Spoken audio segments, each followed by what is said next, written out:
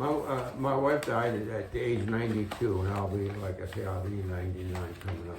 Yeah. And we had a great marriage with 3 sons. I like to ride my motorcycle, as you can see that vehicle up there. That's awesome. Yeah. I've run that thing 17 years, and I gave it away. But anyway. So yeah, you grew up. You're 98. So you were born in 25. 19 January 28, 1925, and I looked at the other fellows my age, above and below mine at that time. Yeah. Frame, right? And this was in the late 30s, early 40s, when everybody's going to war. Mm-hmm. I mean, people are being drafted, and all kinds of weird stories coming back from this and that. And, we were actually losing the war because we didn't know we were prepared Midway, for what happened in Pearl Harbor. How many people knew Pearl Harbor to begin with? I never knew there was a place called Pearl Harbor. No. But I did. I spent 2 times there, going out and then coming back, and then my wife and I vacationed there. Okay. Now, why? All right, I didn't want to, as I was getting to the 18th birthday, I was going to have to make a decision. From what I was told at that time, the government was hands off to any individual like you or me below 18th birthday. Mm-hmm. That guy can do whatever he wants. He can join the Marine, he can go up to Canada, join the Army, anywhere. Day of his birthday, he better register for the draft at the closest draft board building, office, whatever they have. So there's a cutoff date. Mm-hmm. What am I going to do? What do I think I want to do? I'm going to be 18. Do I want to be in the Army? Do I want to be in the Marines? A lot of people are joining the Coast Guard. Coast Guard. Oh, you just go up and down the coast, you'll never go to war. No. They had ships out there manned completely by Coast Guard people, from the captain on down. So don't think it's just going to get out from under that. And then there is, of course, the Navy. So I had an uncle, my dad's brother, was in the Navy in World War I. I never did have that much conversation with him, which you don't. There's nothing odd about that. You don't go see your uncle every hour or any hour or every day. Occasionally, family gathering. I never really had any conversation with Uncle Andrew about his time in World War I in the Navy. All I knew was North Sea.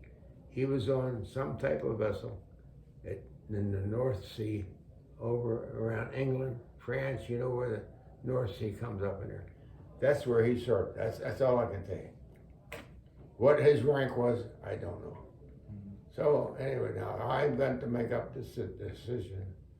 And I know my parents don't want to lose. I was the first child. There was one other brother, just the 2 of us in the family. My brother Joe, and he ended up serving in Korea. So anyway, we did our little part, I guess you can say. So and my father is kind of leaving it up to me, but he's leaning toward letting me make up my own mind. And we had several nice conversations, though. My dad was one good guy. I tell you, he was a #1 man. Matter of fact, if you can see this picture here, that's my dad at the top, me and my little son at the bottom. All with the same name. Mm-hmm. Henry Joseph Fiedler, Jr. I'm junior, he's senior, he's the third. He lives 6 miles away here. Yeah. Yeah. Okay, so what did you decide? So anyway, what decision are going to, well, my dad says he did some investigating. He was in Baltimore City Fire Department, and he had some connections, again, through my Uncle Andrew, which is his brother, about what's happening in the draft boards and what's, how this system is working. My father was too young for World War I and too old for World War II. That's where my father fit in. But he did his share by being a lifeguard at a private at a public swimming pool all during World War II. Mm. Yeah, he was a good swimmer. Well, my brother and I, we liked the water. So, this is a big decision that an 18-year-old is going to have to sit down and decide just what do you want to do? What don't you want to do? Well, I says there's only one service as far as I am concerned, is the Navy. I was on the battleship Texas much 3-4 years before war was started. They visited in Baltimore, and we went on a tour of the battleship Texas. I said, what a monster thing this is, you know. I don't believe we got below deck, but gee whiz. I don't know if I'd like to serve on something like this or not. So,